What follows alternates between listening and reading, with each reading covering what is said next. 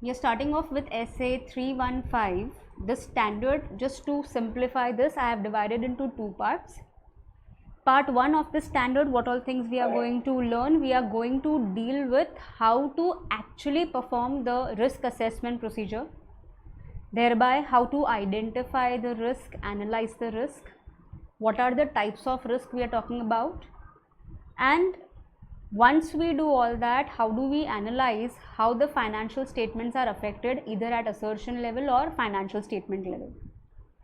Part 2 of this standard, we are going to talk about internal control system. I am repeating this stuff where हम क्या क्या करने वाले हैं. So here we are going to talk about audit plan.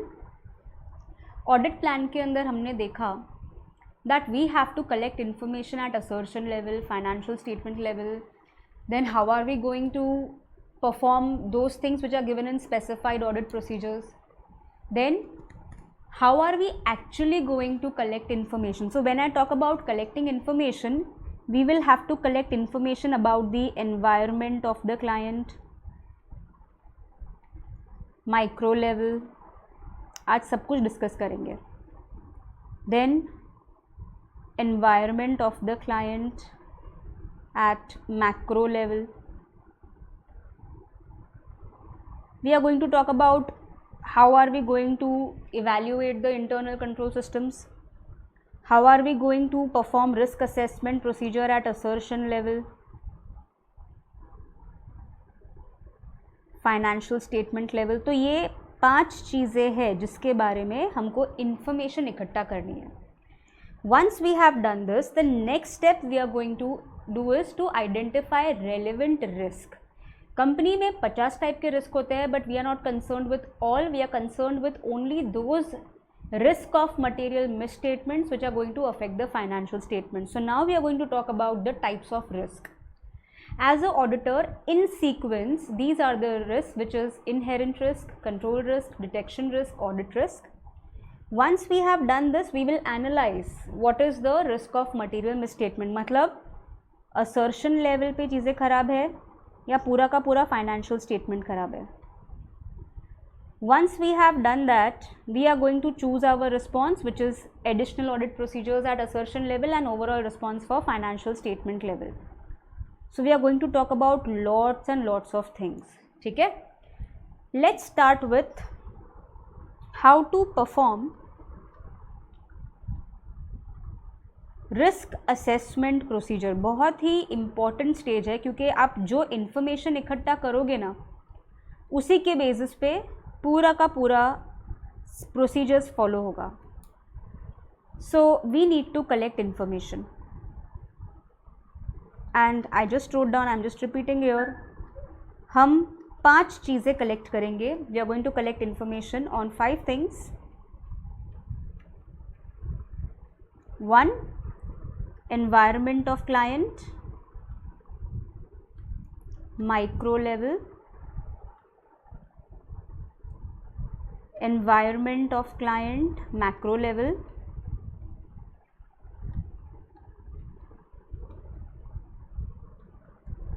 internal control systems, assertion level,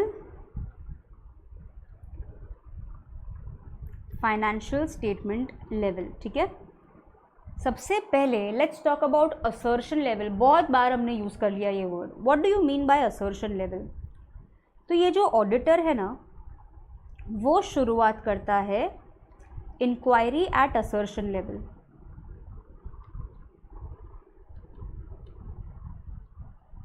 what do you mean by assertion? Just the word assertion. assert means to say something. To assert means to say something. So here also auditor has to say something. So when the auditor starts examination at assertion level, वो क्या करता है, पूरे के पूरे financial statements को अलग अलग पार्ट्स में डिवाइड कर देता है.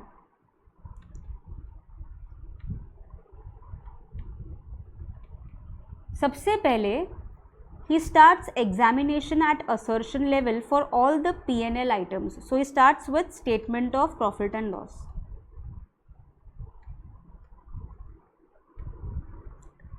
Here he will examine all the transactions, or rather I would say all the items of P&L. So the auditor will examine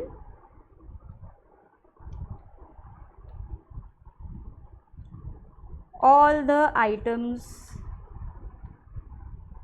of profit and loss. When I say that, I'll just write some examples. जैसे sales check करेगा, purchase check करेगा, direct indirect expenses check करेगा, मतलब जितने भी line of items है सब कुछ चेक करेगा.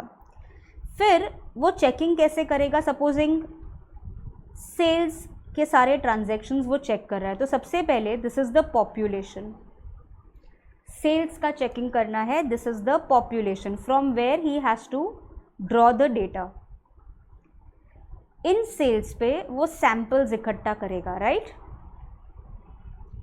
इन सैम्पल्स पे वो ऑडिट प्रोसीजर करेगा, सबूत इकट्ठा करेगा, सो on so forth.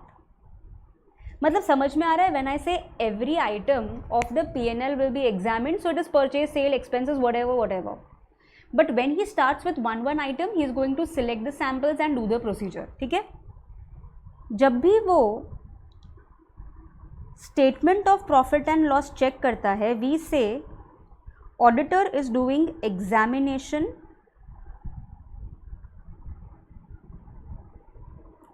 at assertion level,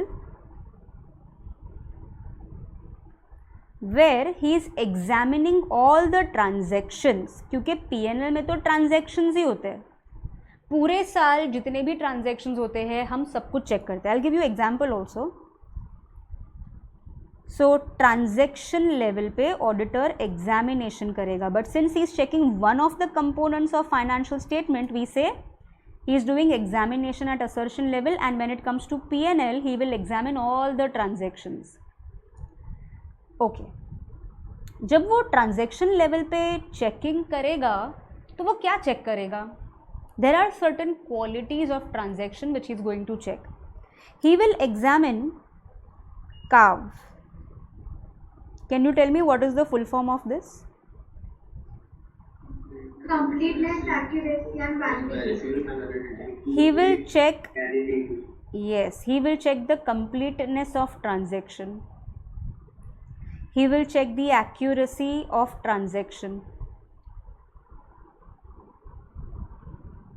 He will look at the validity. Validity means proof होना चाहिए कोई transaction हुआ है. So basically it's invoice. Validity of transaction. ठीक है. When I say completeness of transaction, so what do you mean by completeness of transaction? When I say completeness of transaction means जब भी transaction होगा हम transaction के कुछ चीज़ें check करेंगे, जैसे OCM. We will check whether the transaction has actually occurred.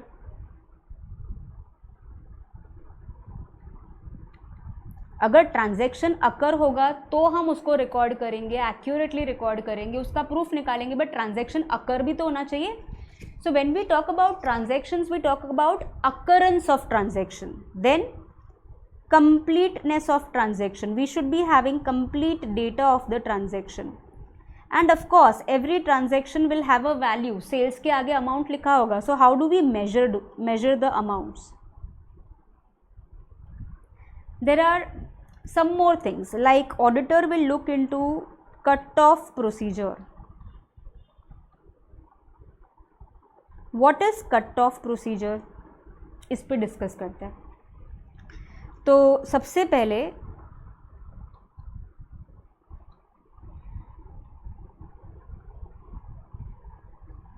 this is the year end, 31st of March 20. This is the year end. Before the year and जितने भी ट्रांजैक्शंस होंगे ये कौन से ईयर में रिकॉर्ड होंगे? कैन आई से 1920 में रिकॉर्ड होने चाहिए? फिर ईयर एंड के बाद जितने भी ट्रांजैक्शंस होंगे कैन आई से 2021 में रिकॉर्ड होने चाहिए? Yes, ma'am. मतलब इसमें तो हमको कुछ सीखने की भी ज़रूरत नहीं, it's common sense. Those transactions which happen in the year 1920 should be reported in the year 1920. Those transactions which happen in the year 2021 should be reported in the 2021. So where do we apply cutoff procedure? Cutoff procedure is applied as on 31st of March.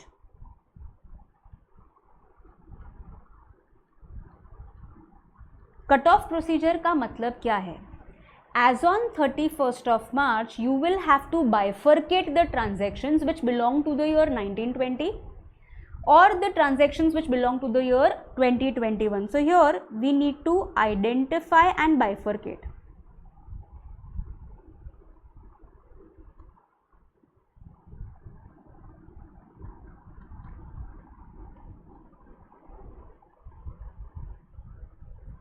जैसे supposing 31st March early in the morning 10 o'clock हमको हमारा customer phone करता है कि देखो मुझे ना 100 units of ए मेरा इनवॉइस बना दो और मुझे भेज दो. हमारे कस्टमर ने 100 units of item A select किए. हमने उसको व्हाट्सएप पे इमेज भेजा कि आपको यही गुड्स चाहिए. उसने वहाँ पे ऐसे ओके करके हमको मैसेज कर दिया. हमने वेयरहाउस के मैनेजर को बोला कि एक काम कर 100 यूनिट्स ऑफ आइटम ए को अलग रख दो. हमने इनवॉइस बना दिया, इनवॉइस मेल कर दिया कस्टमर को. लेकिन हमने कस्टमर को बोला देखो 31st ऑफ मार्च है, आज बहुत काम है, मैं आपको ये गुड्स कल सुबह 10 बजे 1st अप्रैल को भेज दूंगा. कस्टमर ने बोला ठीक है, नो प्रॉब्लम.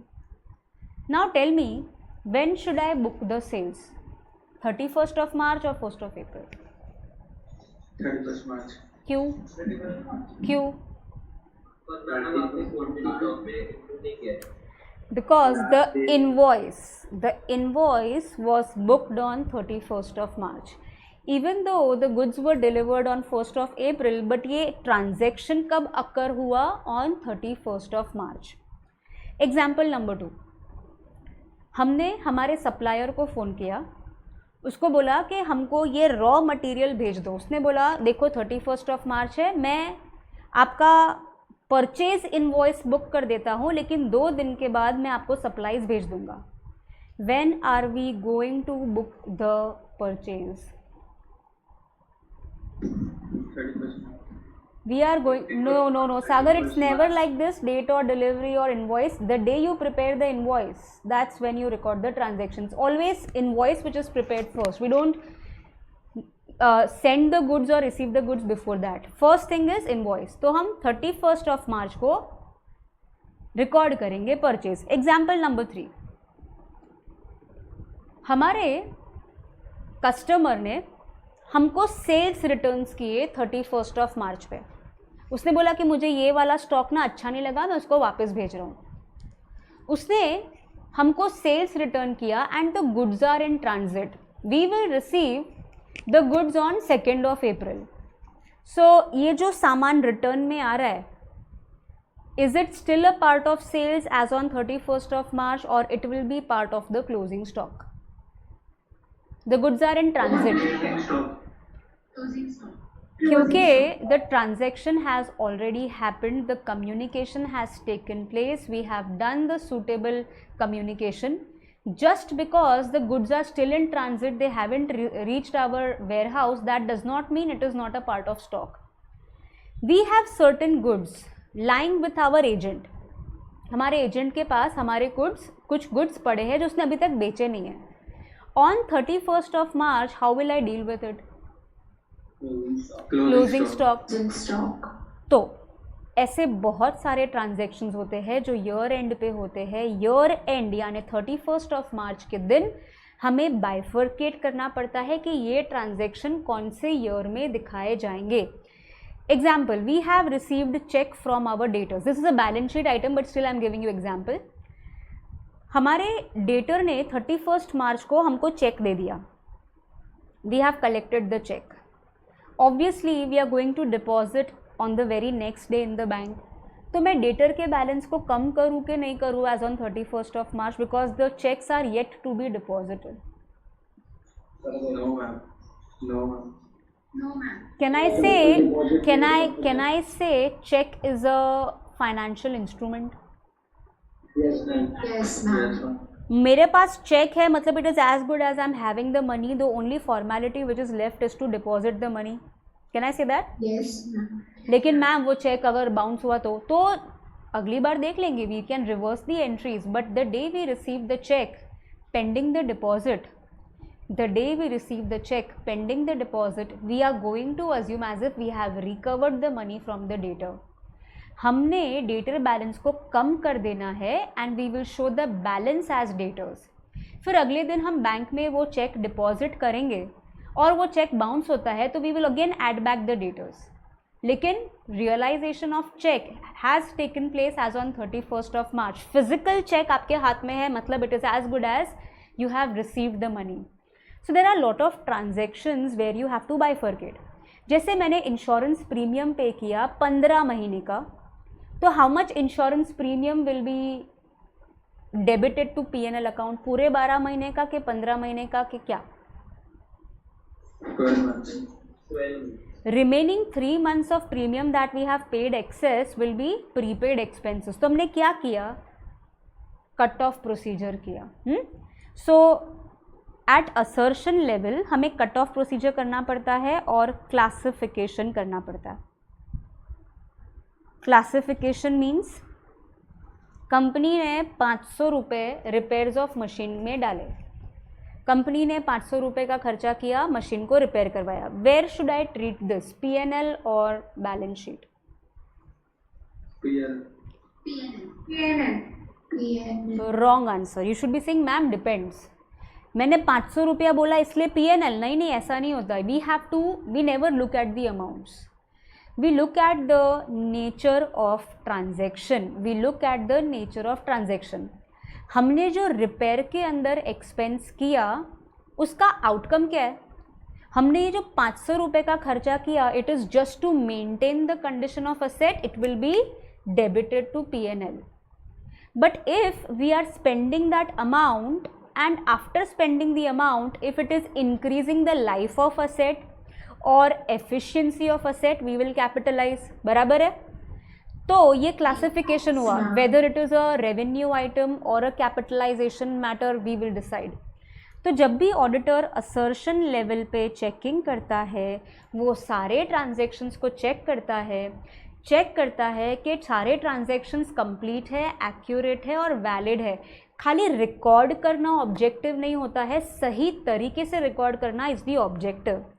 ये सारे ट्रांजैक्शंस मैनेजमेंट ऑलरेडी अपने बुक्स में ट्रीटमेंट दे चुका है. We are just examining whether the transactions are complete, accurate and valid. As a auditor, when can I say that the transactions are complete, accurate and valid? When each and every transaction that has occurred for all the 12 months have been recorded, completely recorded, and the amounts by which they are recorded, they are measured properly. At the year end, cut-off procedures are applied and all the items are properly classified. एक occurrence पे मुझे example देना है. Supposing we have Mr. Kapoor, one employee in our company. एक ही employee है, हम उसको salary देते हैं 1000 रुपीज़ पर मंथ. अगर वो अप्रैल में काम करता है तो उसकी सैलरी मई में जाती है. मई में काम करेगा तो सैलरी जून में मिलेगी. वैसे वैसे करते करते ईयर एंड पे मार्च के महीने में वो जो काम करेगा उसकी सैलरी उसको नेक्स्ट ईयर अप्रैल में मिलेगी. Correct? Now when I make statement of profit and loss, what is the salary expense I am going to debit? Please tell me, 11,000 or 12,000? 12,000. You know what? आपने अपने दिमाग में ऐसे कैलकुलेट किया 1000 into 12,000. ऐसा क्यों किया? क्योंकि वो मिस्टर कपूर पूरे 12 महीने काम कर चुका है. Of course, the March salary will be paid in the month of April, but expense कब book किया उसने? He worked in the month of March, which means the expense has already accrued. So when we make profit and loss statement, we give treatment of all the transactions which have happened during all the 12 months. तो यहाँ पे profit and loss बनाने के लिए occurrence का concept बहुत important है. When I से occurrence, transaction of all the 12 months should be recorded. Okay, so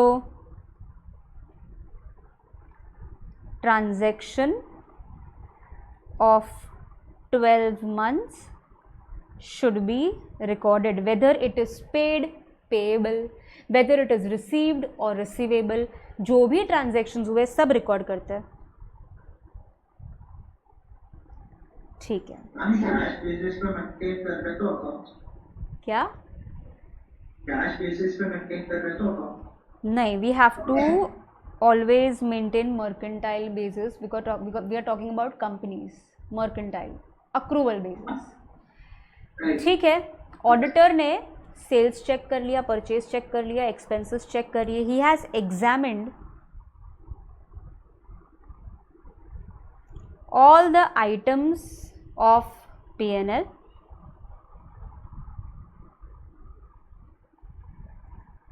and after doing examination of all the items of P&L, he is giving opinion at assertion level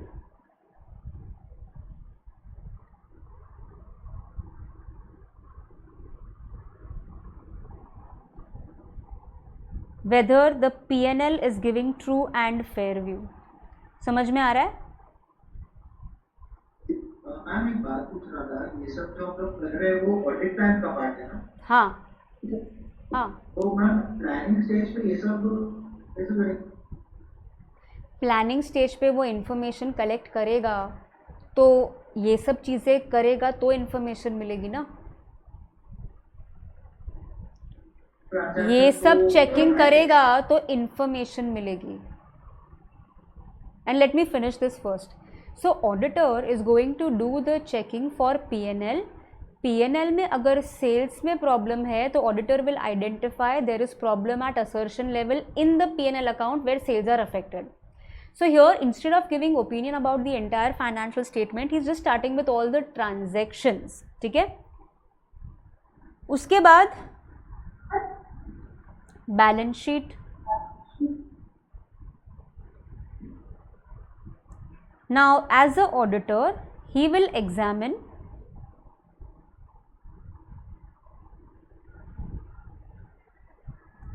all the account balances. क्योंकि balance sheet में transactions important नहीं होते, account balances important होते हैं. ऐसा क्यों? I will give you example also. Auditor will examine the closing balances और we से the account balances of all the items in the balance sheet.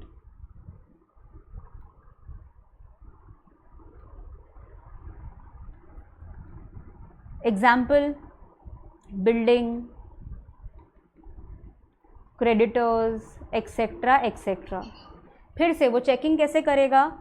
Population select करेगा. Building check करेगा तो population, population में से सैम्पल, सैम्पल्स पे वो करेगा audit procedure and thereby he will collect evidence.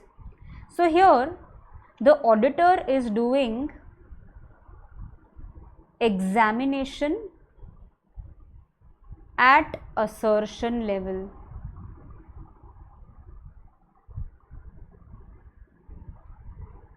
And here he is doing examination of account balance.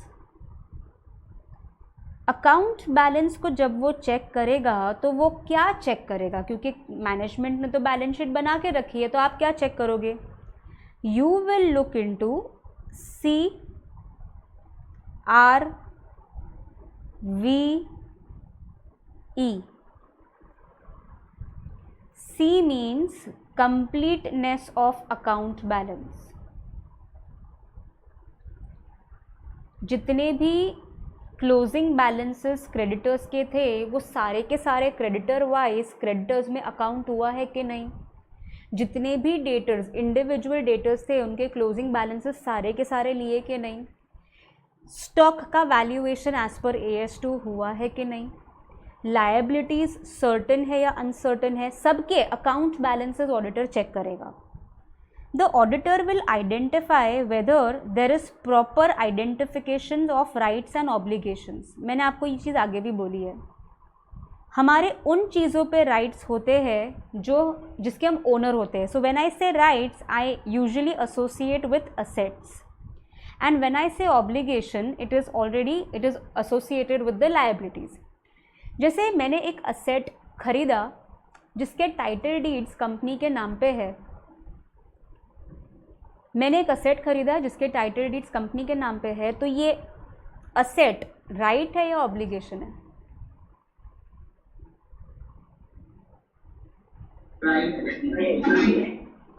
मैंने एक बिल्डिंग लीज पे ली जिसका लीज पेमेंट अगले 5 साल तक चलेगा, तो ये मेरा राइट है या ऑब्लिगेशन है? ऑब्लिगेशन.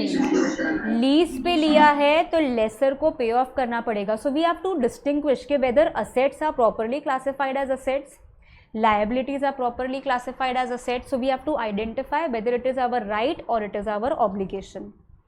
And आपने बोला ना कि 5 साल तक पेमेंट चलेगा. हाँ, तो कैसे रिकॉर्ड करते हैं लीज ट्रांजेक्शन्स को? सपोज मैंने एक बिल्डिंग ली 50,000 की लीज पे. I am lessee. मेरे बुक्स में एंट्री क्या होगी? Building to laser. लेसर क्या हो गया? मेरा लाइबिलिटी हो गया. और एक्चुअली बिल्डिंग भी नहीं लिखते, we write down right to use the asset. हम राइट को डेबिट करते हैं, बिल्डिंग थोड़ी हमारी हुई. हमको तो सिर्फ वो बिल्डिंग को यूज़ करने का राइट मिला. So it's not even building, it's right to use the building debited to lesser account. So it's a liability. Then मेरे को लगा कि आपने बोला कि हमने 5 साल का लीज पेमेंट एक ही बार में पे करते हैं. नहीं. वैल्यूएशन देखो, जब भी आप असेट लेते हो, से मैंने 1000 रुपये का असेट लिया at the beginning of the year, initially I record the asset at 1000 rupees, that is the cost. इसको बोलते हैं इनिशियल रिकॉग्निशन या बोलते हैं मेजरमेंट. जब पहली बार आप असेट लाते हो, उसको बुक्स में दिखाते हो, we call it initial recognition और measurement. We do measurement only once, but at the end of the year we will have to bring it to its value at the end of the year. So we provide depreciation. Wherever impairment is there, we will provide impairment losses. तो जो हमारा cost है ज़रूरी नहीं है कि वही हमारा वैल्यू हो at the end of the year. So always the assets and liabilities are valued at the end of the year, and we look into whether these assets and liabilities are in existence at the year end.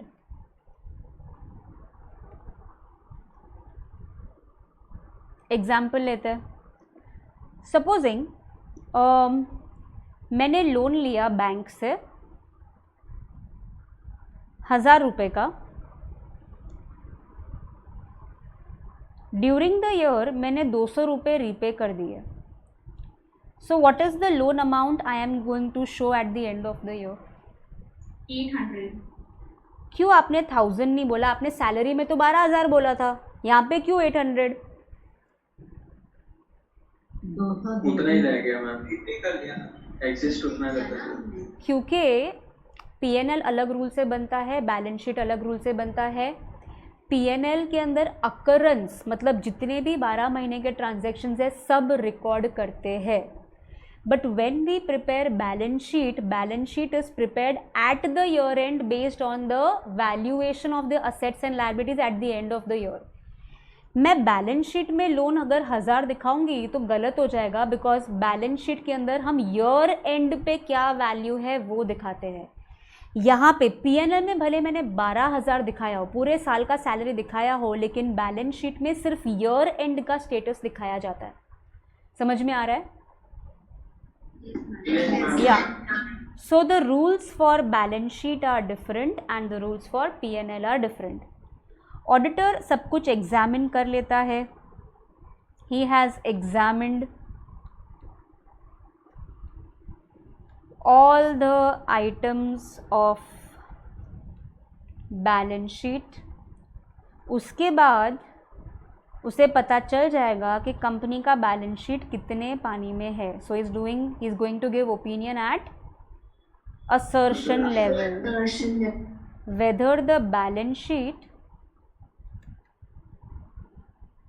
is giving true and fair view.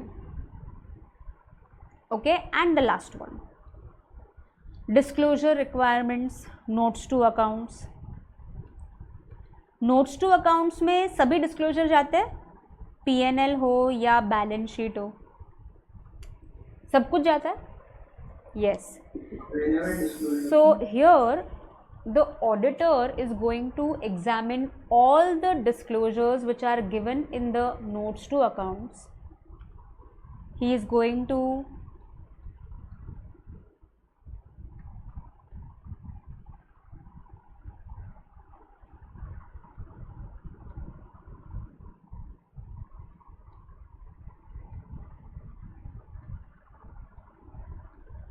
after he examines all the disclosures, we say the auditor is doing examination at assertion level.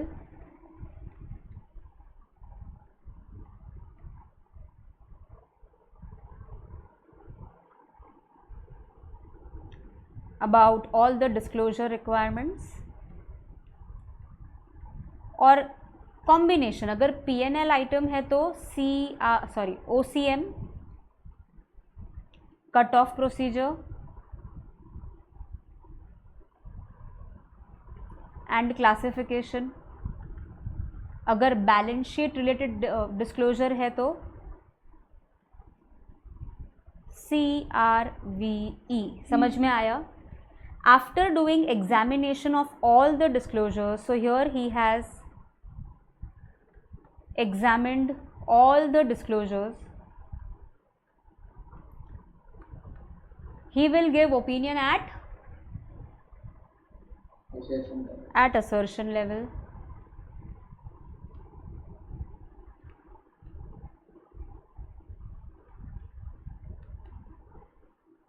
Whether notes to accounts are giving true and fair view.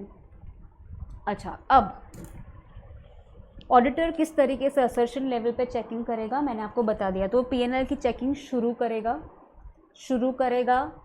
Audit procedures करेगा, वो checking करेगा transactions complete है कि नहीं, occurred है कि नहीं, measurement है कि नहीं, कट ऑफ प्रोसीजर है कि नहीं, क्लासिफाइड है कि नहीं।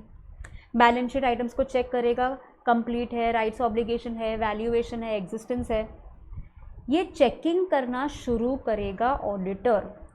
चेकिंग करते करते he will start collect information कि भाई ये सब मैं जो चीज़ें चेक कर रहा हूँ उसमें गलतियाँ है कि नहीं है। After he has finished examination of profit and loss items, he has identified that entire P&L account is fine, it's just the credit sales which has the problem. So here the auditor has identified risk of material misstatement at assertion level. Therefore he will perform additional audit procedures for credit sales only. समझ में आ रहा है? Right? Yes ma'am. P&L check किया, sales भी खराब, purchase भी खराब, एक्सपेंसेस भी खराब, पूरा का पूरा P&L बिगड़ा हुआ है. So he's already identified things are wrong at financial statement level. So he will perform overall response. He will do overall response on all the items of financial statement. He will evaluate the controls. He will do vouching, verification, blah blah blah. लेकिन शुरुआत में ये basic information तो लेनी पड़ेगी to identify गलती किधर है, प्रॉब्लम किधर है. P&L में है, बैलेंस शीट में है, पूरा P&L, पूरा balance sheet, some of the items of P&L, some of the items of balance sheet. So to collect information, he will do examination at assertion level, and after doing that, if he specifically finds out some areas are affected, for that areas he will increase the nature, timing and extent of audit procedures. Valuation means मैंने building का value निकाला 1000 minus depreciation 100, 900 is the value of the building. लेकिन वो building होनी भी तो चाहिए. So the auditor will examine the physical verification of building. भाई बिल्डिंग है, सच में है, वो चेक करेगा. बिल्डिंग होनी चाहिए जिसका वैल्यूएशन हुआ है, that's the difference. Are we clear at assertion level क्या क्या करेंगे? मैम हाँ, हम आपने बोला कि हम लोग इन्फो कलेक्ट करेंगे और उसके बेसिस पे जो हम लोगों को लगेगा, मतलब अगर क्रेडिट सेल्स में प्रॉब्लम है तो वहाँ पे हम लोग एडिशनल प्रोसीजर्स अप्लाई करेंगे. तो मैम मतलब और भी जो आइटम्स होगी पीएनएल के लिए, उसके लिए भी जो नॉर्मल ऑडिट प्रोसीजर्स है वो तो हम लोग करेंगे ही ना. नॉर्मल करेंगे, लिमिटेड करेंगे, एक्सटेंसिव उस एरियाज में करेंगे जहाँ पे हमने प्रॉब्लम आइडेंटिफाई किया, क्योंकि we have inherent limitation, lack of time. Sales पे भी हमने 100 घंटे ऑडिट के डाले, परचेज में भी 100 घंटे डाले, तो हमारा ऑडिट कभी ख़त्म ही नहीं होगा. Yes, ma'am. Got it. Thank Okay. you. Now, financial statement level. Wait now. हमने P&L चेक किया. P&L is giving true and fair view. हमने बैलेंस शीट चेक किया. It is giving true and fair view. हमने notes to accounts check किया. It is giving true and fair view. When each of these components are giving true and fair view, can I say my entire financial statement is giving true and fair view? Yes, ma'am. Yes, ma'am.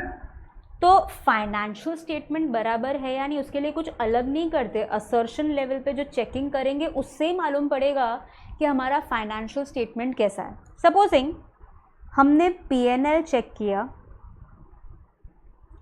कुछ assertions थे. Except for these assertions, in these some areas we have identified risk of material misstatement. In areas को छोड़ के rest of the P&L is giving true and fair view. Balance sheet कुछ problems थी, there were some assertions, कुछ areas में problem थी.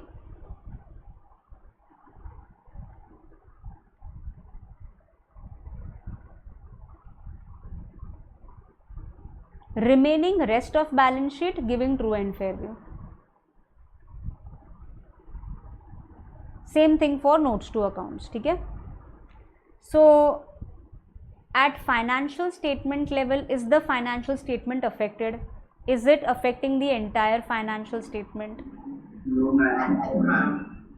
So risk of material misstatement is identified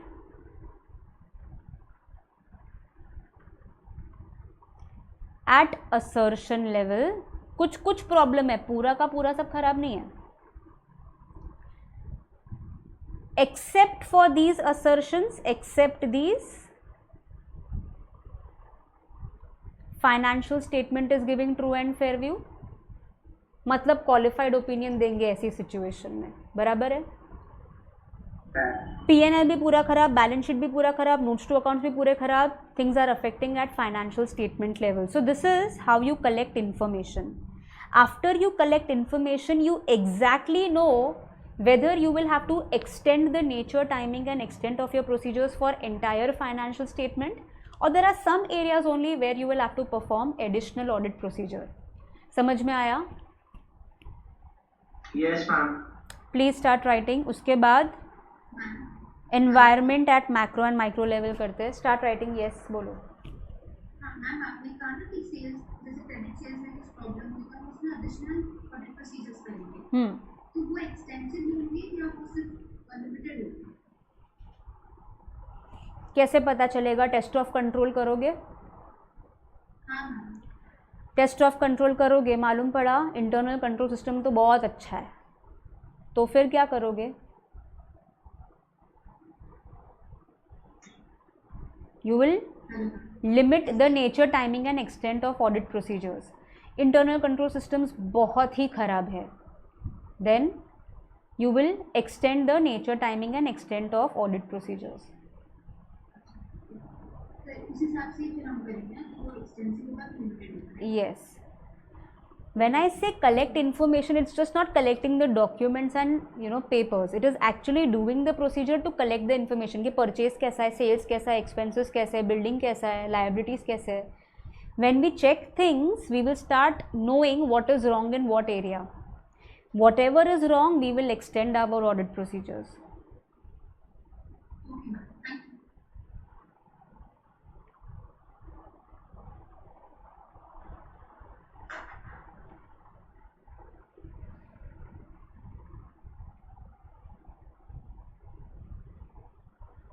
Just keep me informed when to scroll.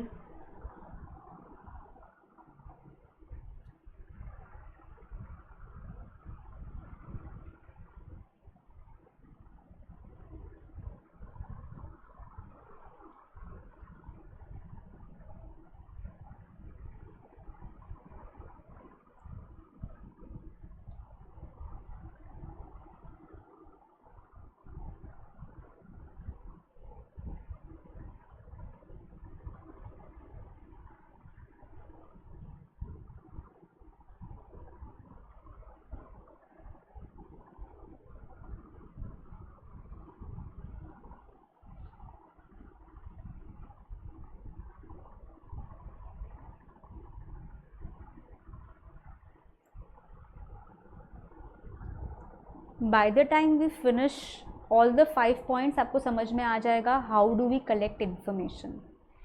At the implementation stage, only for identified mistakes we elaborate things. याद है ना हमारा starting point implementation stage का क्या था? Once we have identified risk of material misstatement at assertion level, we perform additional procedure. पर गलती identify तो करो. गलती आइडेंटिफाई करने के लिए सब कुछ चेक करना पड़ेगा. जिस एरिया में गलती है उस एरिया में ज़्यादा ऑडिट करना पड़ेगा क्योंकि वहाँ पे हमको ओपिनियन देना है. अगर सब कुछ चेक करने के बाद लगता है अरे पूरा फाइनेंशियल स्टेटमेंट लेवल पे प्रॉब्लम है तो हमारे पास टाइम नहीं कि हम हर एक चीज़ पे 100 घंटा ऑडिट करेंगे. हमें एक जैसा रिस्पॉन्स चूज़ करना पड़ेगा. But for that we have to first identify risk of material misstatements. So how do we collect information? So one, we collect information at assertion level. Thereby we come to know how the things are being affected at financial statement level. और भी 3 चीज़ें हम करेंगे तो हमको information मिलेगा.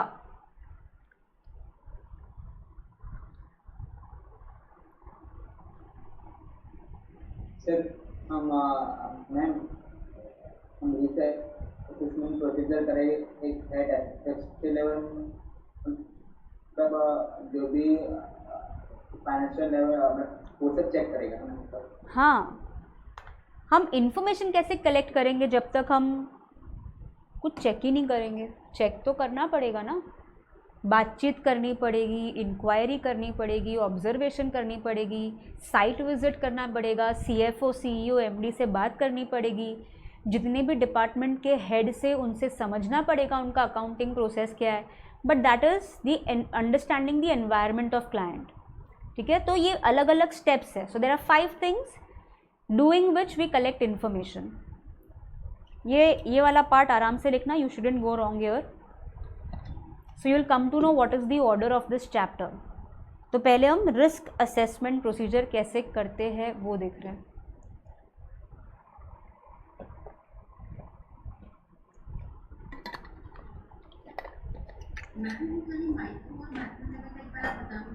We are doing.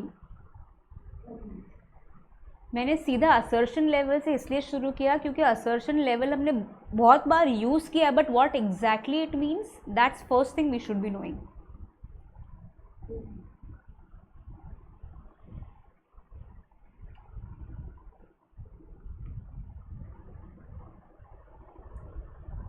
ऐसे 315 जब आप सेल्फ स्टडी करोगे ना, make sure this standard you take in small doses. एक साथ पूरा स्टैंडर्ड करना ही मत.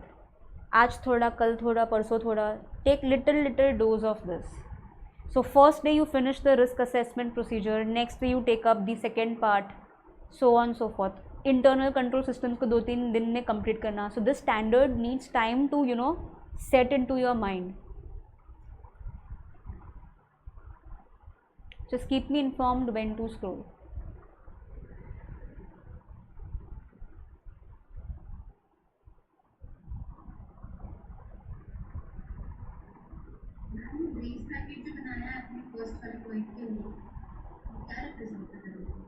ये 5 चीज़ें करेंगे to collect information.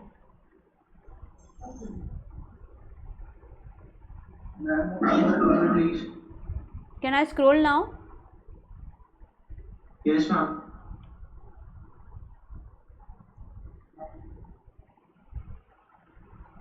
Scroll up.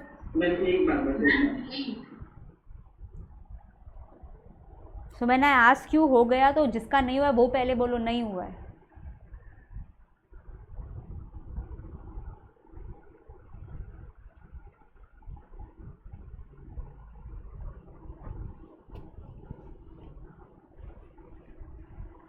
Pratham, I'll answer this at the end of the lecture. Risk of material misstatement का मतलब होता है फाइनेंशियल स्टेटमेंट्स में अगर बड़ी बड़ी गलती हो गई तो. फाइनेंशियल स्टेटमेंट्स में बड़ी बड़ी गलती हो गई, ना तो मैनेजमेंट को पता चला ना ऑडिटर को पता चला, तो तो इसका इम्पैक्ट हमारे फाइनेंशियल स्टेटमेंट में पड़ेगा और हमारे ऑडिट रिपोर्ट में भी पड़ेगा. So this is called risk of material misstatement. So auditor वही तो फाइंड आउट करता है कि भाई मैनेजमेंट ने जो गलती की वो मुझे तो पता चले. अगर मुझे भी पता नहीं चला, मैनेजमेंट को भी पता नहीं चला, तो फाइनेंशियल स्टेटमेंट तो गलत हो जाएगा.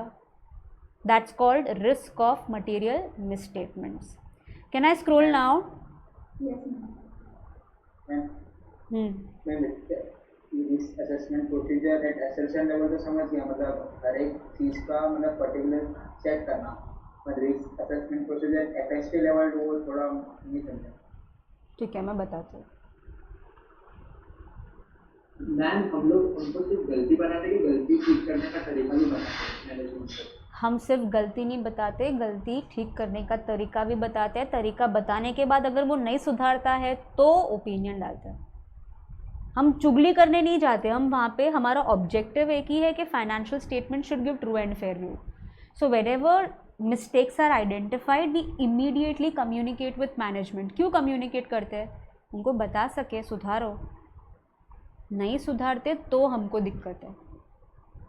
Okay ma'am, okay. We are not fault finders, we are auditors. चलो, can I scroll? Yes ma'am. No ma'am, please wait.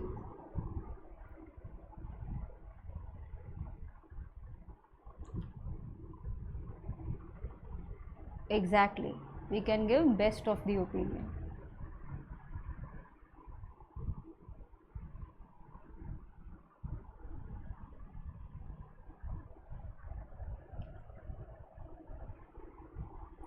Scroll little.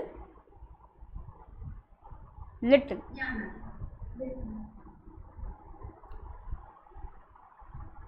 ये 5 पॉइंट्स तक स्क्रॉल कर लूँ? This is fine. यहाँ तक करूँ? ओके. Yeah. ये असर्शन लेवल ना शांति से लिखना. MCQs आते हैं इस पर. That at assertion level if you are doing examination at transaction level, what are the attributes you will look at? You will look at OCM, cutoff procedure and classification. O occurrence, C completeness, M means measurement. तो इस पे आपके MCQs आएंगे. Ma'am एक बार वो NTA वाला part समझा दो ना प्लीज. जब नोट्स टू अकाउंट्स बनाते हैं तो उसमें डिस्क्लोजर्स होते हैं, ज़्यादा इन्फॉर्मेशन होती है जो मैनेजमेंट देता है. Just a second, just excuse me.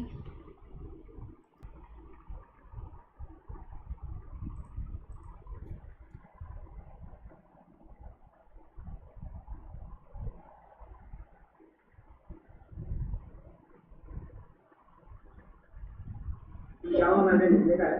हाँ.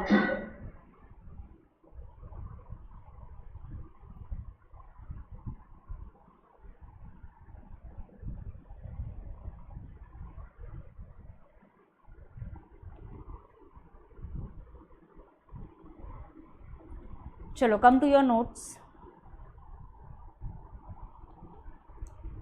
सीधे आ जाओ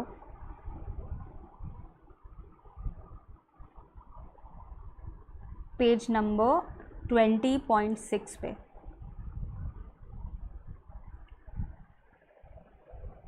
और आपके नोट्स पे लिख दो मैक्रो लेवल पे page number 20.6. So first you will have to understand your client from the outside. When I say outside means preliminary level पे जो भी आपको information मिलती है, previous year का financial statement पढ़ो, कंपनी के वेबसाइट को चेक करो, साइट विजिट करो, CFO MD से मिलो and try to get this information. What type of information? आपका क्लाइंट का स्टेट ऑफ इकोनॉमी क्या है?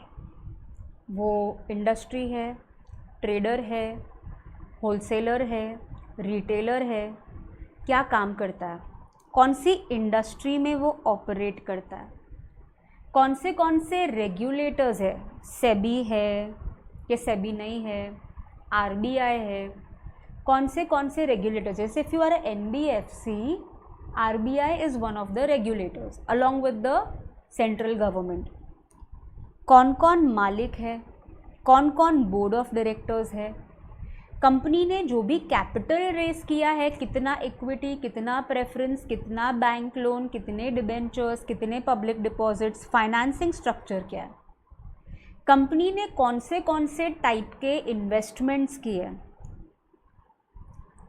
कंपनी कौन से गुड्स बनाता है या कौन से गुड्स बेचता है, सर्विसेज देता है तो कौन से सर्विसेज देता है, कितनी सिटीज़, कितने state all over India, company कौन सा फाइनेंशियल रिपोर्टिंग फ्रेमवर्क यूज़ करता है, कौन से अकाउंटिंग स्टैंडर्ड्स यूज़ करता है। पर मैम जब तक ऑडिट नहीं करेंगे कैसे मालूम पड़ेगा कौन से अकाउंटिंग स्टैंडर्ड्स यूज़ करता है। अरे आपने पिछले साल के फाइनेंशियल स्टेटमेंट्स देखे होंगे ना, तो उसमें नोट्स टू अकाउंट्स में एक पैराग्राफ होगा जहाँ पे कंपनी ने लिखा होगा which all accounting standards and policies they apply. Company का फाइनेंशियल परफॉर्मेंस कैसा है, कंपनी का विजन, मिशन, ऑब्जेक्टिव क्या है। तो ये सारी चीज़ें आपको मैक्रो लेवल पे समझनी है, बाहर से। समझ में आया? At macro level you will understand all things: economy, industry, regulator, ownership, governance, investments, financing structure, nature of business, company का फाइनेंशियल रिपोर्टिंग फ्रेमवर्क क्या है, अकाउंटिंग स्टैंडर्ड्स क्या है, ऑब्जेक्टिव्स क्या है, परफॉर्मेंस क्या है। At macro level you need to understand that. समझ में आया? What is the nature of industry? Textile है, केमिकल है, फार्मेसी है, क्या है? इकोनॉमी मीन्स ट्रेडर है, मैन्युफैक्चरर है, रिटेलर है, होलसेलर है, that way. What is this trade, what is this economy? चलो, now scroll upwards and come to page number 20.5। यहाँ पे लिख दो page number 20.5। Understanding the environment of the client from within at micro level. तो सबसे पहले जाओ management से बातचीत करो। Usually you go to the CFO because he deals with the financial statement. You can go to audit committee और whosoever is the authority in that company. जाओ और पूछताछ करो कंपनी के बारे में। देखो, साइट विजिट करो, कितने डिपार्टमेंट्स है कंपनी में वो पूछताछ करो। अकाउंटिंग प्रोसेस कैसा है, किस तरीके से प्रोसेसिंग होती है, एक्सेट्रा एक्सेट्रा, जो भी आपको रेलेवेंट लगे पूछताछ करो। फिर एनालिटिकल प्रोसीजर्स परफॉर्म करो। सोचो, थोड़ा सोचो। हमने इस क्लाइंट के साथ पिछले 2 साल भी ऑडिट किया है, मतलब हमारे पास खुद का ही एक्सपीरियंस है। ये हमारा 3rd ईयर है, so we have our own experience with the client, so we can use our own experience. We have already contacted the previous auditor, we know what is the experience of the previous auditor, right? भाई आज से 4 साल पहले when I was not the auditor of this company, मैंने इस company का internal audit भी किया हुआ है। तो I was associated to this company for some other engagement, but I will have some experience, no? Consider करो कि क्लाइंट की इंटेग्रिटी बराबर है। मुझे जैसे suppose we got audit of a oil refinery. अभी ऑयल रिफाइनरी के अंदर अकाउंटिंग के अलावा दूसरा भी टेक्निकल नॉलेज होना चाहिए about the velocity of ocean, viscosity of ocean. वो सी बेड पे ना प्लांट्स लगे होते हैं जहाँ से वो ऑयल एक्सट्रैक्ट करते हैं, तो एक्सट्रैक्शन प्रोसेस आना चाहिए। हर एक जगह से सेम ऑयल नहीं निकलता है, अलग अलग जगह पे वो इंफ्रास्ट्रक्चर बनाते हैं, उस एरिया से उतना ही ऑयल निकलता है। तो we have statistical reports about extraction. तो आप चेक करो कि क्लाइंट से बातचीत करने पे आपको लगता है कि आप ये असाइनमेंट कर पाओगे, या क्लाइंट से बातचीत करने पे आपको लगता है यार इनिशियल स्टेज पे तो ये बड़ी बड़ी बातें कर रहा था, लेकिन इससे बातचीत करने पे लग रहा है कि ये इसकी इंटेग्रिटी बराबर नहीं है। Consider that. फाइनेंशियल डेटा लो, नॉन फाइनेंशियल डेटा लो। अभी जो 1 क्वार्टर कंप्लीट हुआ है, इंटरिम फाइनेंशियल स्टेटमेंट्स लो, उसका एनालिसिस करो, ठीक है। फिर जाओ देखो क्या हो रहा है कंपनी में। ऑब्जर्व करो, इंस्पेक्शन करो, कंपनी ने जो बुक्स ऑफ बनाए बताओ मुझे, दिखाओ आप कैसे बनाते हो, इंस्पेक्ट करो, कंपनी कौन से रजिस्टर्स मेंटेन करता है उसे चेक करो। इसके अलावा आपको जो अदर एक्टिविटीज़ करनी है आपको, जैसे we went to a company which was into manufacturing iron products. तो कंपनी ना आयरन को प्रोसेस करती थी और उसमें से डस्ट निकलता था। डस्ट के हमने माउंटेन्स देखे तो हमने कंपनी को पूछा ये क्या है, तो कंपनी ने बोला these are iron dust which are also saleable products. जाके मालूम पड़ा कि अच्छा ऐसा भी कुछ होता है। So every client you can do suitable activities.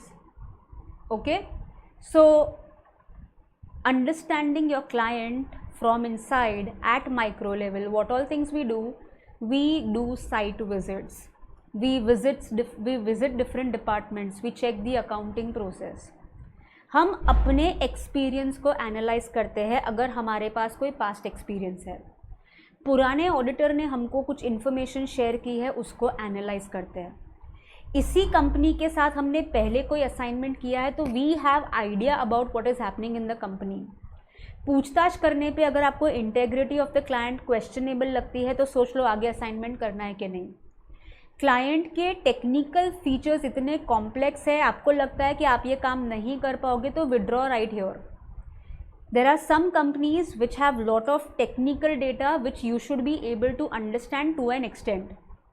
Financial data, non financial data, one of the latest quarters financial statements को एनालाइज करो, ऑब्जर्वेशन करो, इंस्पेक्शन करो। और अगर आपको और भी कोई एक्टिविटीज़ करनी है, पूछताछ करनी है, सर्वे करना है, एम्प्लॉयज़ को क्वेश्चनर देना है just to understand how the employees are working, वो सब चीज़ें भी आप कर सकते हो। And after doing all this we need to evaluate the internal control systems of the client. After doing these 5 things, we have collected all the information and we are ready to go to the next stage which is identifying the risk. समझ में आया? सो यहाँ पे लिख दो micro level. Ma'am अगर कोई manufacturing entity होगी तो उसके रॉ मटेरियल्स की इंफॉर्मेशन मंगवा सकते हो उससे? हाँ, पूछताछ कर सकते हो, सर्वे कर सकते हो, साइट विजिट कर सकते हो, मैनेजमेंट को पूछ सकते हो कि मुझे पूरा प्रोसेस समझाओ आप कैसे करते हो। क्लाइंट को समझना है आपको। जब क्लाइंट की ट्रेड समझ में आएगी तो आपको मालूम पड़ेगा कि आपको ऑडिट कैसे करना है। मैम तो फिर डोमिनोज और ये कोको के ऐसे कंपनीज का जो एक फॉर्मूला होता है बनाने का, तो मतलब वो हम लोग we don't have to know the trade secrets, we have to know the process, accounting process, things affecting accounting. थोड़ा आगे निकल गए। Okay, so with this we are done with risk assessment procedure, जिसका एक पार्ट बाकी है जो हम इसी स्टैंडर्ड के सेकेंड हाफ में करेंगे। Now starting with identification of risk. Information तो इकट्ठा कर ली हमने। क्यों इंफॉर्मेशन इकट्ठा की? Identifying risk of material misstatements. As a auditor, we identify risk, चीज़ें जिसकी वजह से फाइनेंशियल स्टेटमेंट्स गलत हो सकते हैं। But we are not dealing with every type of risk, we are only dealing with relevant risk. And when I say relevant risk, only those things which are going to cause risk of material misstatements in the financial statements. So here we are only talking about 4 types of risk. One is inherent risk, second is control risk, third is detection risk, and the fourth risk is called audit risk.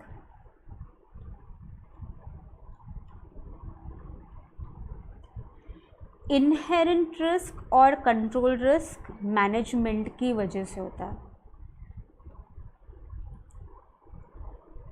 जहाँ पे भी risk word होता है, it means management से ऐसी गलतियाँ होती है जिसकी वजह से financial statements could B materially मिसस्टेटेड। So this is management oriented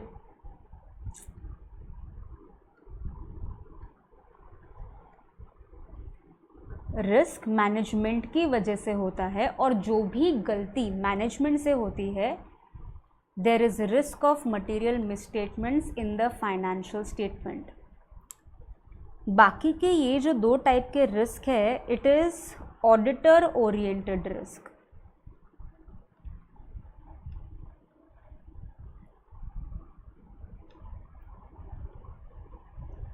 जब ऑडिटर से गलती होती है तो उसका इम्पैक्ट फाइनेंशियल स्टेटमेंट में नहीं पड़ता, क्योंकि हम फाइनेंशियल स्टेटमेंट बनाते ही नहीं है। जब ऑडिटर से गलती होती है, it straight away affects the audit report.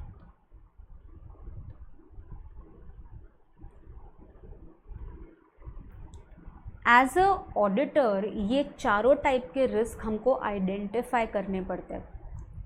Inherent risk, control risk, management oriented, which straight away affects the financial statement. Detection risk, audit risk are auditor oriented, which affects the quality of our audit report. पहले हम management oriented risk की बात करते हैं। Let's take an example. Suppose we are a retail garment company, Provoke, ठीक है। इस company का एक रिटेल स्टोर है जिसका हम ऑडिट कर रहे हैं। तो as a auditor, first you will have to identify, एकदम शांति से सुनना, पूरा सम, ये पूरा केस ख़त्म हो जाएगा, उसके बाद only I will take up the questions. Just आराम से समझो। सबसे पहले auditor will have to identify inherent risk. ये गलती मैनेजमेंट से होती है, मैनेजमेंट से गलती होती है, ठीक है, कोई बात नहीं, लेकिन ऑडिटर को तो डिटेक्ट करना पड़ेगा ना मैनेजमेंट से गलती हो रही है। मैनेजमेंट को भी नहीं पता चला गलती है, ऑडिटर को भी पता नहीं चला गलती है, then clearly it is not only going to affect the financial statements but even our opinion. Do you agree? Now as a auditor, how do we identify inherent risk, which is management oriented? हम जाते हैं retail store में, management को बोलते हैं कि आपके books of accounts दिखाओ। हमने देखा कि बैलेंस शीट और पीएनएल में कुछ आइटम्स ऐसे हैं जहाँ पे मैक्सिमम ट्रांजैक्शंस है। इलेक्ट्रिसिटी साल में 12 टाइम्स पे करते हैं, रेंट ईयर में 12 टाइम्स पे करते हैं। So these are not major transactions, they are very contractual based, repetitive in nature. Agreement पढ़ा समझ में आ जाएगा, बिल देखा समझ में आ जाएगा। But out of every kind of transactions और every type of account balances, ऐसे कौन से एरियाज है जहाँ पे अगर मैनेजमेंट का कंट्रोल सिस्टम नहीं हुआ, it can cause risk of material misstatement? Again auditor जाता है, मैनेजमेंट से बात करता है, जितने भी ट्रांजैक्शंस है पीएनएल में, बैलेंस शीट में, सब कुछ देखता है। Based on the nature of transaction, auditor identify करता है ऐसे कौन से एरियाज है जहाँ पे अगर मैनेजमेंट के कंट्रोल्स नहीं हुए तो उसका इम्पैक्ट फाइनेंशियल स्टेटमेंट में पड़ सकता है। तो ऑडिटर ने लिस्ट बनाई, sales, purchases,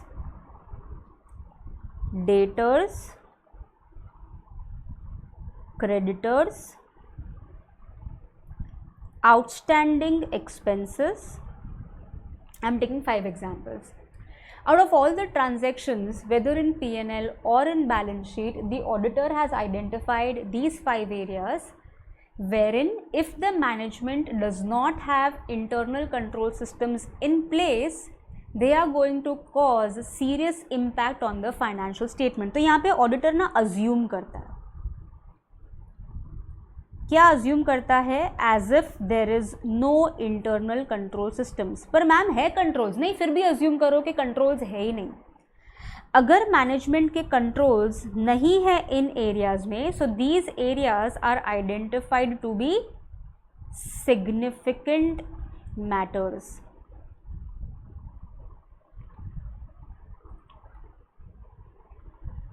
These areas are identified to be significant matters. all of the 5.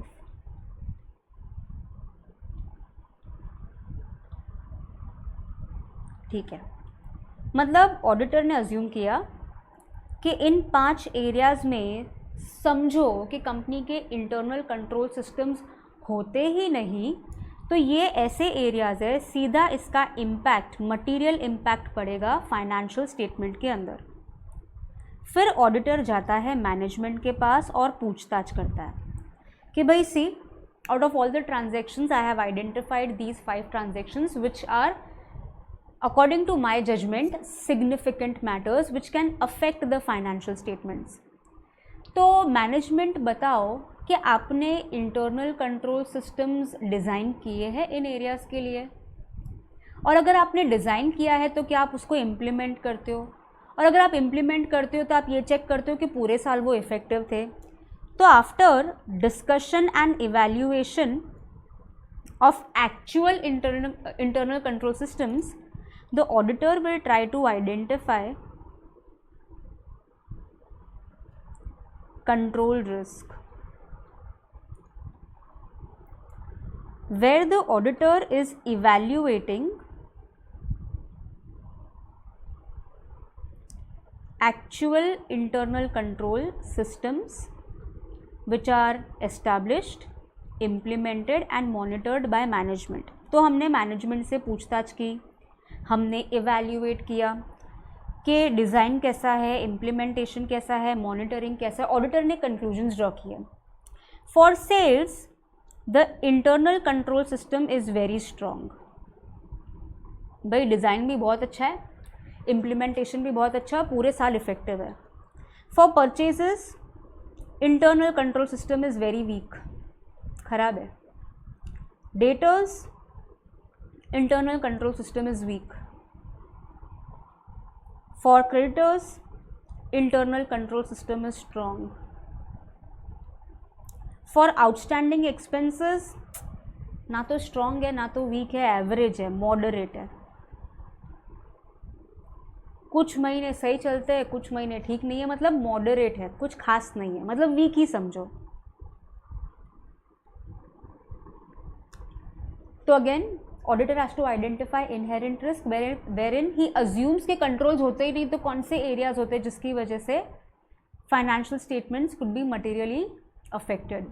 फिर ऑडिटर कंट्रोल रिस्क को आइडेंटिफाई करता है by actually evaluating the controls, the design, the implementation and monitoring. Now the auditor is going to conclude whether the risk of material misstatement is high, low और medium। चलो पहले वाला मैं बताती हूँ, बाकी के सारे आप बताओगे। सिग्निफिकेंट एरिया है और कंट्रोल्स स्ट्रॉन्ग है, मतलब रिस्क ऑफ मटेरियल मिसस्टेटमेंट होने के चांसेस कितने हैं? परचेज इंपॉर्टेंट एरिया है लेकिन कंट्रोल्स बहुत खराब है, तो गलतियां होने के chances very high, it's very high. Debtors important matter है, कंट्रोल्स पैथेटिक है, वीक है।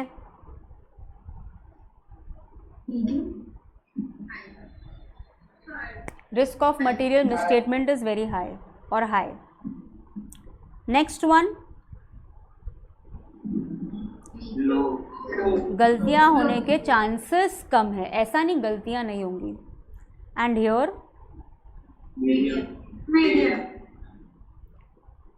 ओके, ऑडिटर ने इतनी एरियाज आइडेंटिफाई की based on there is no control systems, फिर एक्चुअल कंट्रोल्स को इवैल्यूएट किया। Now the auditor exactly knows how severely there could be it could be affecting the financial statements. Now tell me, what will be the nature, timing and extent of our audit procedures?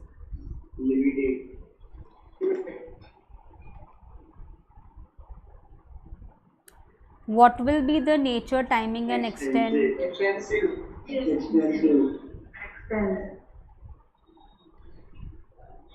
Here अरे बहुत काम करना पड़ेगा. फिर limited and then medium, moderate, ना ज़्यादा ना कम. ये जो आपने किया ना, ये ऑडिटर करता है और इसको बोलते हैं रिस्क बेस्ड असेसमेंट. जहाँ पे मैनेजमेंट से जो गलतियाँ होती है या हो सकती है उसका इम्पैक्ट फाइनेंशियल स्टेटमेंट्स पे कैसा पड़ेगा, and based on that understanding, based on the identified risk, we will see how much we need to work. ये एग्जाम्पल समझ में आया? Okay, so please note down. कुछ चीज़ें प्रैक्टिकली करते हैं ना तो ही समझ में आता है. इसके बाद जो हम करेंगे ना डिटेक्शन एंड ऑडिट रिस्क, उसमें भी हम प्रैक्टिकल चीज़ लेंगे, सो आपको वो समझ में आ जाएगा. मैम वो अज्यूम क्यों करते हैं मैम कि नो आईसीएस, उससे क्या होगा? उससे हमें मालूम पड़ेगा कि ऐसे कौन से एरियाज़ है जहाँ पे कंट्रोल्स नहीं होंगे, तो management, because the volume of transaction is very high and these are very important transactions, controls नहीं हुए तो उसका सीधा असर फाइनेंशियल स्टेटमेंट पे पड़ेगा. हमारे पास उतना टाइम नहीं है कि हम सारे के सारे ट्रांजेक्शन्स को इतनी डिटेल्स में देखें. So we'll have to identify some significant areas where if the controls are not in place it can affect the financial statements seriously. मैंने यहाँ पे सिर्फ 5 एग्जाम्पल लिए, यहाँ पे 10 चीज़ें और हो सकती है. ओके ओके मैम, तो ये कर देना मैम कि अगर नहीं होते तो कौन से एरिया ज़्यादा अफेक्ट होते हैं, और फिर अगर जो आईसीएस है उसकी वजह से वो वीक है या स्ट्रॉन्ग है, और मतलब लाइक उसकी वजह से कितना इफेक्ट पड़ेगा. एग्जैक्टली हमको कितना काम करना है, क्योंकि हमारे पास तो गिवन टाइम ही है ना, उसमें ही सब कुछ करना है. So some areas where we can do limited procedure we will do and finish. Some areas need lot of time, devotion, resources, so we will spend that time in that area where things could be affected seriously. Ma'am ये controls वाला part समझ में नहीं आ रहा है, मतलब यहाँ पे हम लोग कौन से कंट्रोल्स की बात कर रहे हैं? Internal control system. हाँ मतलब वही वो, मतलब ऐसे कैसे कंट्रोल्स हो सकते हैं कि फाइनेंशियल स्टेटमेंट को अफेक्ट करेंगे नहीं अफेक्ट करेंगे, वो हम लोग डिटरमाइन करें. You are talking about inherent risk. Ma'am मतलब एग्जांपल एक दो आप अगर दे पाओ तो ऐसे. But you are talking about internal control system, I Yes, mean yes, the yes. Inherent risk. Yes ma'am yes. हमें ऐसा अज्यूम करना ही पड़ता है कि कंपनी के इन एरियाज़ में कंट्रोल्स नहीं हुए तो क्या क्या गलतियाँ हो सकती है. अगर ऐसी गलतियाँ हुई तो फाइनेंशियल स्टेटमेंट कितना सीरियसली अफेक्ट होगा. तो out of all the items in the financial statements will be doing selection of things which have maximum volume of transaction और they are very material in nature. तो ये कौन से areas पे हमको ये रिस्क बेस्ड असेसमेंट करना है, उसके लिए ये अज्यूम करना पड़ता है. नहीं मैम मैं ये पूछ रहा था कि इंटरनल कंट्रोल सिस्टम मतलब हम लोग इवैल्यूएट कैसे करते हैं? करेंगे पार्ट 2 में करेंगे कैसे इवैल्यूएट करता है. बट इन शॉर्ट डिज़ाइन को देखते हैं. मैंने आपको क्रेडिट सेल्स वाला एग्जाम्पल दिया था. क्रेडिट सेल्स 4 स्टेप्स थे. हमने कैसे डिज़ाइन देखा, फिर चेक किया हर मंथ के इन्वॉइसेस लेके कि ये चारों चीज़ें फॉलो हो रही है कि नहीं, पूरे साल फॉलो हो रही है कि नहीं. तो हमने चेक किया कि मैनेजमेंट जो बोल रहा है वैसा कर रहा है कि नहीं कर रहा है. अच्छा हाँ मैम याद है. ये 4 टाइप्स हैं रिस्क ऑफ मटेरियल में स्टेटमेंट्स के. क्या उसकी क्लासिफिकेशंस हैं. ये कौन से 4 टाइप्स हैं? ये आरएमएम के 4 टाइप्स हैं. नहीं, these are 4 types of relevant risk, जिसमें जो पहले 2 है it can cause RMM in financial statement. बाकी के 2 है ये ऑडिटर की वजह से होते हैं, so they affect the audit report. Ma'am अगर ओके मैम, कंट्रोल ओके. है तो इनहेरिट रिस्क होगा क्या? क्या अगर कंट्रोल्स है हमारे पास तो इनहेरिट रिस्क होगा क्या? जैसे I am from Surat Gujarat. So यहाँ पे टेक्सटाइल और diamond, these are the 2 most dominating sectors. I have visited some of the कारखानास where they do polishing of diamonds worth crores of rupees. आपको पता है पॉलिशिंग कौन करता है? दे आर क्या नीरव मोदी, एकदम जो गरीब कैटेगरी ऑफ वर्कर्स नहीं होते, they earn wages daily, they work daily, they earn wages daily. ऐसे डायमंड्स की पॉलिशिंग ऐसे लोग करते हैं जो सबसे ज़्यादा गरीब होते हैं. व्हाट आर द चांसेस अगर एक भी हीरा वो पॉकेट में डाल देगा वो रातों रात अमीर हो जाएगा. अब कंपनीज को भी मालूम है ना कि ये काम तो ये लोग ही कर सकते हैं, polishing of cutting of diamonds, तो भी इन्हीं लोगों को लाते हैं. वाई? क्योंकि इनके अलावा काम कौन करेगा. In fact eight the end of the day वहाँ पे ना पुड़ी की बनती है, इट्स कॉल्ड पुड़िका इन गुजरात. तो जो भी डायमंड्स पॉलिश हो जाते हैं ना उसके कचरे को फेंका जाता है. तो ये सारे वर्कर्स रात को वो जगह पे जाते हैं जहाँ पे कचरा फेंका जाता है जस्ट टू चेक एक आधा डायमंड रह तो नहीं गया. मतलब इतने गरीब लोग होते हैं. कंपनी को मालूम है ये वर्कर्स चोरी कर सकते हैं, फिर भी काम इनसे करवाते हैं.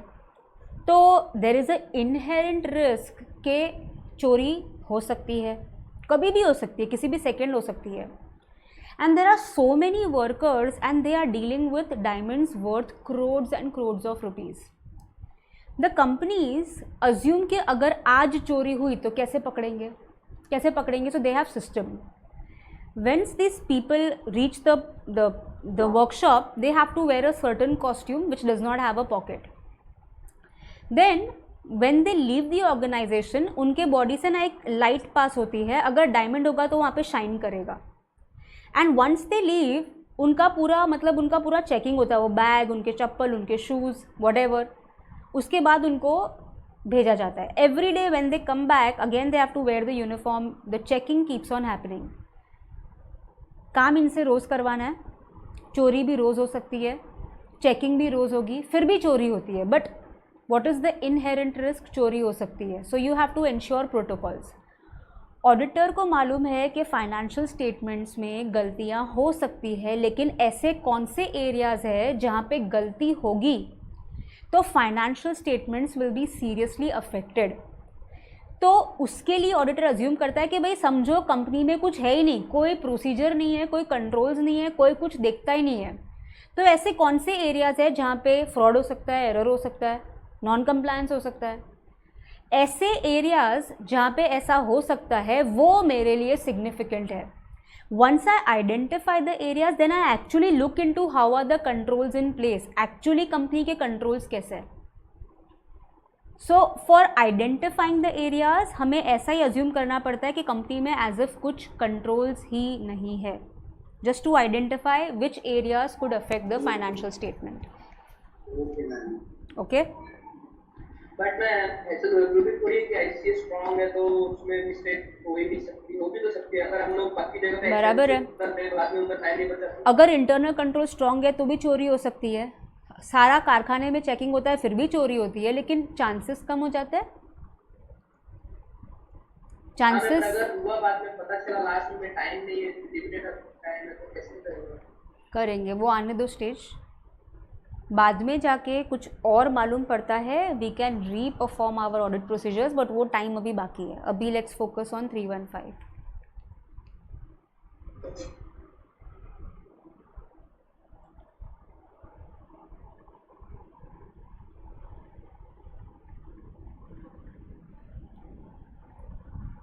तो ये जो हमने अभी किया, that is auditor trying to identify where the management can go wrong.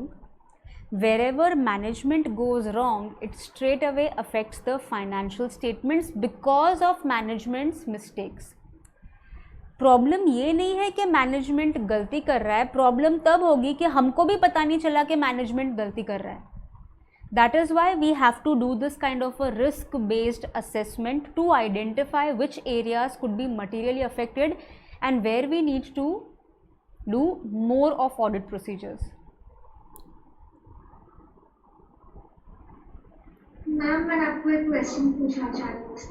एक मिनट.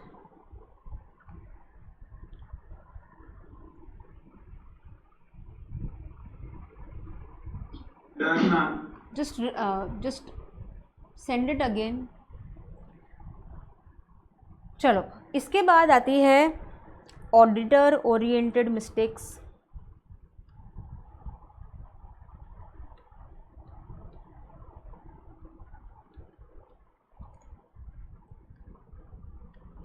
एक लास्ट छोटा सा डाउट है, ये पूछना था कि ये जो हमने सिग्निफिकेंट मैटर जो सेल्स परचेजेस सिलेक्ट किए हैं, ये मैनेजमेंट हमें बताएगा या हम इस पे कुछ प्रोसीजर्स करके? हमें मैनेजमेंट से पूछताछ करनी पड़ेगी। जो मैनेजमेंट से हम पूछेंगे उसका जो रिस्पॉन्स देंगे उसके बेसिस पे we will identify, we will observe, we will do inquiry, we will do inspection, based on that we will collect all this information. There are two types of risk because of auditor: detection risk and audit risk. इसी sequence में लिखना है, ऊपर नीचे आगे पीछे नहीं चलेगा. जब ऑडिटर से गलती होती है ना, हम तो फाइनेंशियल स्टेटमेंट्स बनाते ही नहीं है, तो जो ऑडिटर से गलती होती है it affects the audit report. तो ऑडिटर से गलती हो सकती है. देखो, auditor out of the population of data samples draw करता है.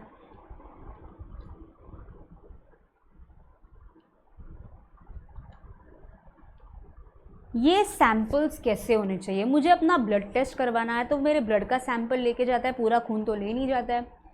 Based on the blood samples I will get the report what is wrong in my body. वैसे ही पॉपुलेशन में से जब हम सैंपल्स निकालते हैं तो ये samples should be representing the population, correct? Population में जो होगा वो सैंपल से मालूम होना चाहिए. After we draw the samples we perform audit procedures on that.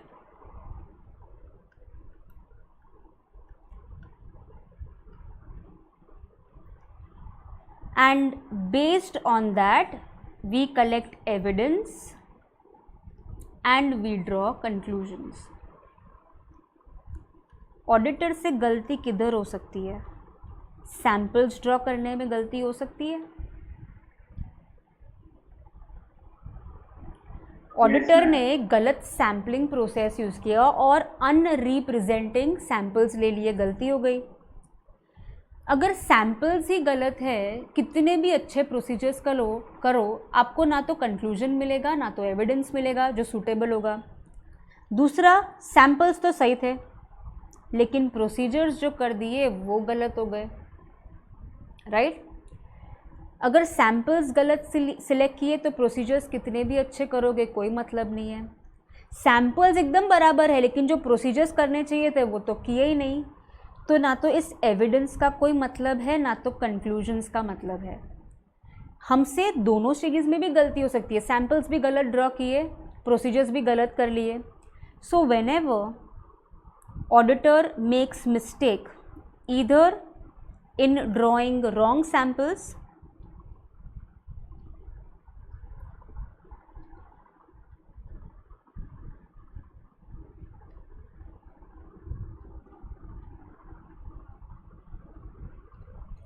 or if the auditor performs wrong procedures.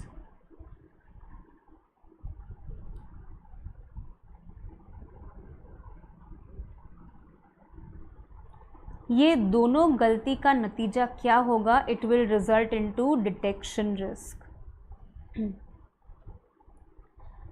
देखो, मैनेजमेंट से गलती होती है ना, प्रॉब्लम नहीं है, लेकिन वो गलती अगर ऑडिटर भी आइडेंटिफाई नहीं कर पाएगा तो प्रॉब्लम हो जाएगी. Do you agree? यस. ठीक है. तो ऑडिटर से अगर सैंपल्स ड्रॉ करने में गलती हो गई, प्रोसीजर्स करने में गलती हो गई, it will result into detection risk, which simply means those mistakes which were made by the management remained undetected by auditor also. In technical words we call them sampling risk. अगर हम गलत samples draw करते हैं we call it sampling risk. गलत procedures perform करते हैं the technical word is non sampling risk. अगर auditor से सैम्पलिंग रिस्क होती है it will result into detection risk. गलत प्रोसीजर्स करता है मतलब non sampling risk, detection risk, which simply means those misstatements made by management remains undetected by auditor.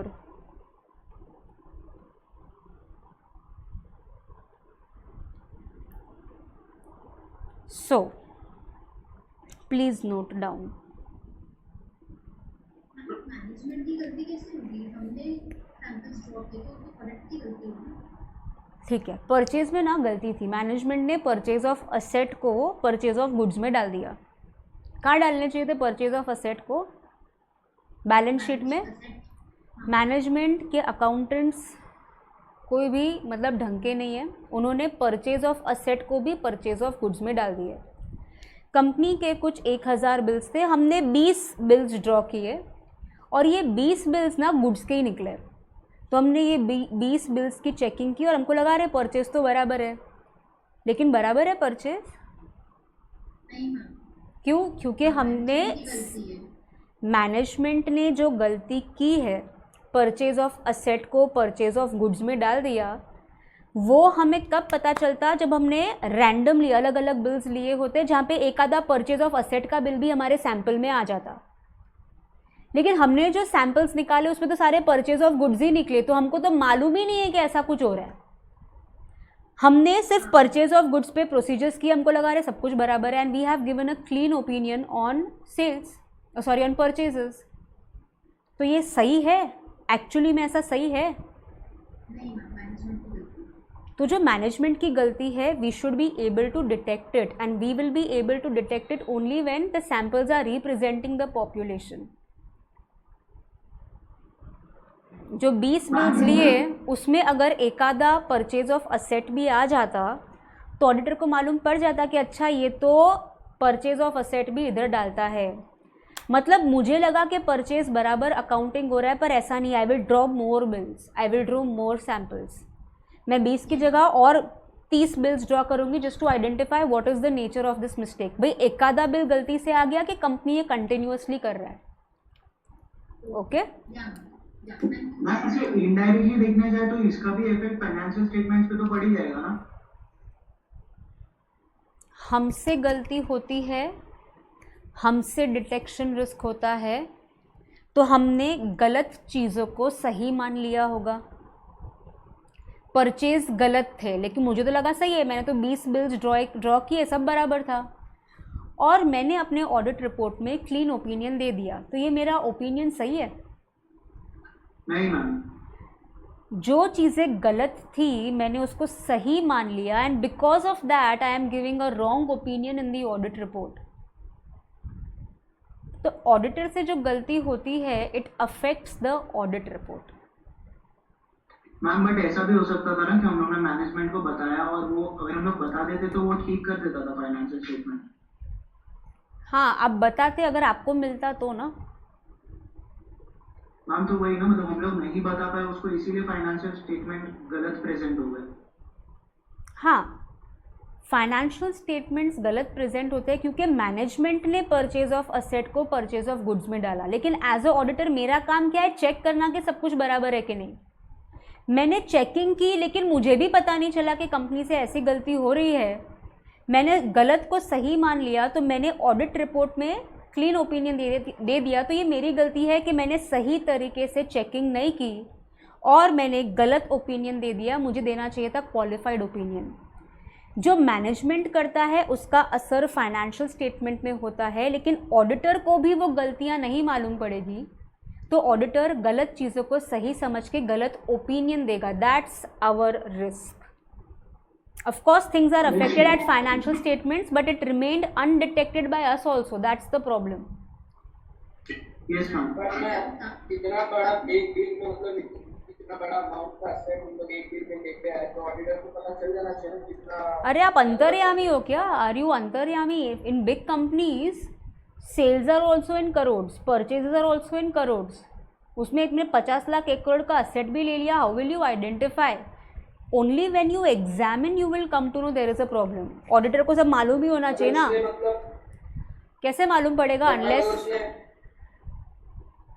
अगर asset पे डेप्रिसिएशन चार्ज किया होगा अगर तो हम लोग को पता चल सकता है कि एसेट मतलब एसेट में दिख नहीं रहा, कोई मशीन और उस पे डेप्रिसिएशन चार्ज किया तो। अरे असेट परचेज किया है मालूम पड़ेगा तो आप बोल सकते हो ना कि असेट पे डेप्रिसिएशन चार्ज कर। आपको मालूम ही नहीं है कि कंपनी ने भी असेट को दिखाया नहीं, हमको भी नहीं मालूम कि कंपनी ने असेट दिखाया नहीं, तो हाउ कैन यू से डेप्रिसिएशन ऐसा चार्ज करो? नहीं मतलब पहले से चार्ज किया होगा कि नहीं? That's all for the day. Any questions, any doubts, anything you have missed out, stay back. Ma'am एक डाउट है